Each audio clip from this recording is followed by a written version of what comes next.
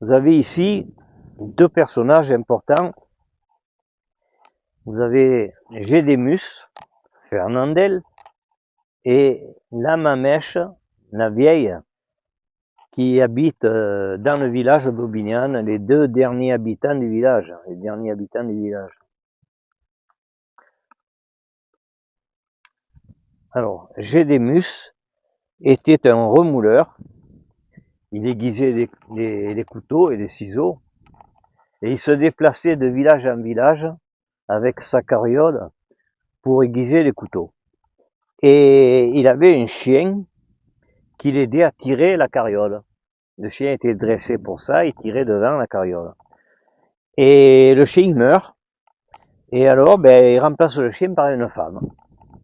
Et cette femme, c'était une pauvre fille pêcheur qui était assez misérable, et il l'exploite, il la prend comme compagne, et elle lui fait la soupe, bien entendu. Et puis, elle tirait toujours la bretelle de la carriole. C'est la partie la plus difficile parce que il faut mettre la bretelle sur l'épaule et tirer fort. Et j'ai des muscles qui étaient derrière. Bien souvent, il les menait proches, il suivait derrière. Et quand ils arrivaient à l'approche d'un village, j'ai des muscles disaient, ah, tu dois te fatiguer, hein, je vais te remplacer. Alors, elle lui disait, alors il doit y avoir du monde au village, hein, pourquoi tu me remplaces?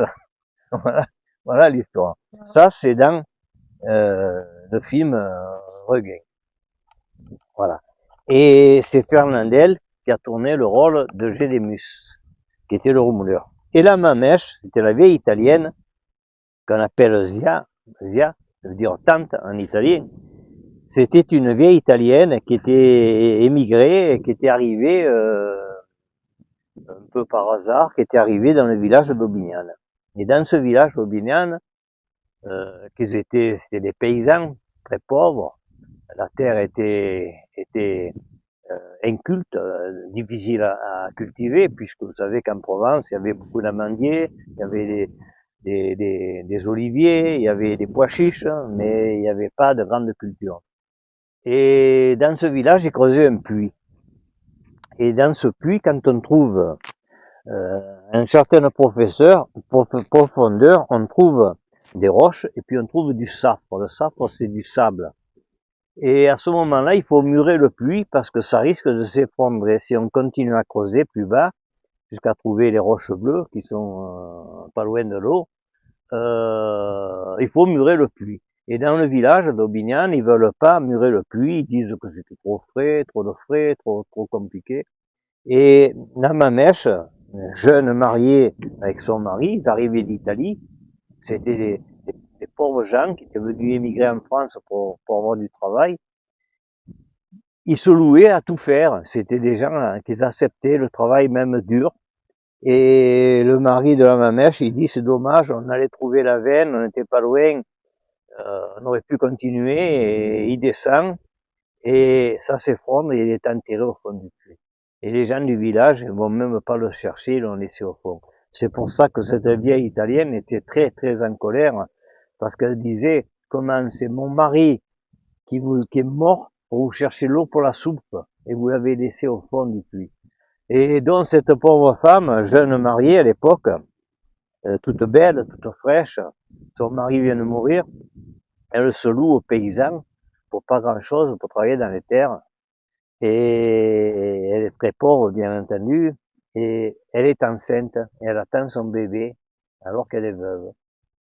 Et elle trimballe son bébé dans un panier au bord du champ, elle le met au bord du champ et elle va travailler dans le champ toute la journée solitaire. Et le bébé, il prend une branche de la ciguë, c'est une plante, et il s'empoisonne. Et elle pleure pendant des heures à crier dans la colline, dans la garrigue, toute seule, à la mort de son enfant.